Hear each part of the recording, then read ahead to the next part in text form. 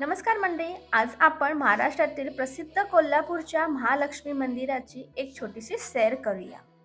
कोल्हापूरचं ऐतिहासिक आणि पवित्र ठिकाण असलेलं हे श्री महालक्ष्मीचं मंदिर हे 12व्या शतकात चालुक्य साम्राज्याच्या काळात बांधलेलं मंदिर वास्तुशास्त्र आणि कलात्मकतेचा उत्तम नमुना आहे. काळ्या दगडामध्ये कोरलेले सुंदर शिल्प आणि नक्षीकाम पर्यटकांना आणि येणाऱ्या प्रत्येक भाविकाला इथे भुरळ घालताना आपल्याला दिसते. या मंदिराचा इतिहास सुमारे 1300 वर्ष पूर्वीचा आहे. चालुक्य राजवटीत बांधलेल्या या मंदिराची मूर्ती काळ्या दगडातून घडवलेली असून तिचं सौंदर्य आणि शक्ती भाविकांना मंत्रमुग्ध करतं. दरवर्षी किरणोत्सव आणि नवरात्र उत्सव इथे जोरात साजरा केला जातो.